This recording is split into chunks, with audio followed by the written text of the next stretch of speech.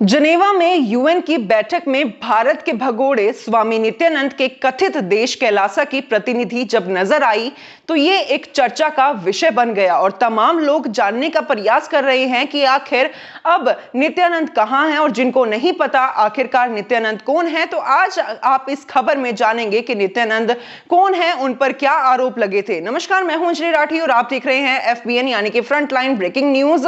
और आज आपको इस खबर में बताएंगे कि आखिर कौन है नित्यानंद। 2010 में नित्यानंद की एक शिष्या ने उस पर रेप का आरोप लगाया था। तहकीकात के बाद 2019 में गुजरात पुलिस ने कहा था कि नित्यानंद के आश्रम में बच्चों को किडनैप करके रखा जाता है। इसके बाद पुलिस ने छापा मारकर 2 लोगों को गिरफ्तार किया था।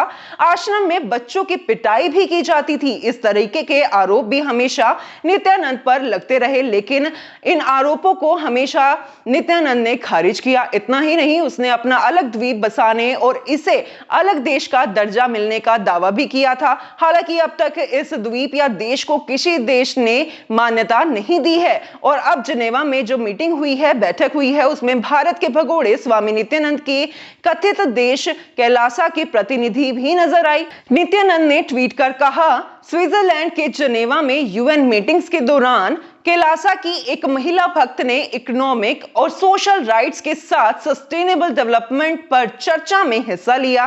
कैलासा की प्रतिनिधि नित्यानंद की तरह ही पारंपरिक कपड़ों और ज्वेलरी में नजर आई।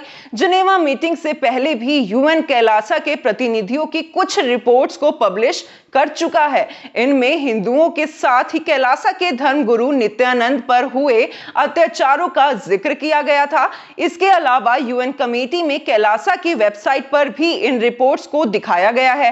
कैलासा ने यूएन को महिलाओं और अल्पसंख्यकों के अधिकारों पर भी रिपोर्ट सौंपी है।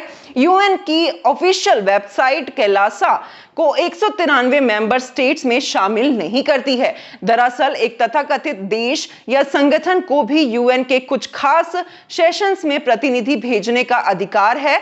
जैसे कि आपको बता दें, इसमें मेंबर होने की जरूरत नहीं है। फिलिस्तीन और बलूचिस्तान के प्रतिनिधि भी यूएन मीटिंग्स का हिस्सा रह चुके हैं।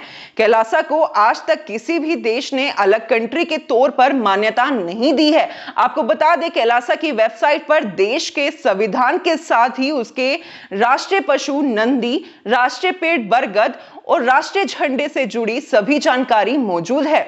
वेबसाइट पर अब तक हिंदुओं पर जितने भी अत्याचार हुए हैं उन्हें परले का नाम दिया गया है। साथ ही कैलासा को पुरानी हिंदू सभ्यता को वापस लाने वाला राज्य कहा गया है, जिसे दुनिया भर के विस्थापित हिंदुओं ने मिलकर बनाया है। तो ये थी एक बड़ी अपडेट, बड़ी खबर, जिसमें आपने जाना कि इस तरीके से अब जो प्रतिनिधि है कैलासा की यूएन मीटिंग में नजर आई थी और उसमें उन्होंने क्या कुछ डिस्कशन की। तो मैं आप सभी से आपकी राय और आपके विचार नीचे कमेंट बॉक्स में जरूर जानना चाहूंगी कि आपका इस पर क्या कहना है। जिस तरीके से भारत के भगोड़े स्वामी नित्यानंद लगातार अलग देश बनाने का मांग कर रहे हैं, जिसका नाम उन्होंने कैलासा दिया है, और उन्होंने उसमें कहा है कि जितने भी अत्याचार आज तक हिंदुओं पर हुए हैं उसमें सारी जानकारी उस रिपोर्ट में लिखी गई है। तो आपको क्या लगता है? आप अपने विचार नीचे कमेंट बॉक्स में लिखकर हम तक जरूर पहुंचाइएगा और आगे भी देश और दुनिया से जुड़े हुए हर छोटे से बड़े मुद्दे हम आप सभी के लिए लेकर आते रहेंगे। आप देख रहे थे एफबीएन यानी कि फ्रंटलाइन ब्रेकिंग न्यूज। मैं अंजलि राठी, धन्यवाद।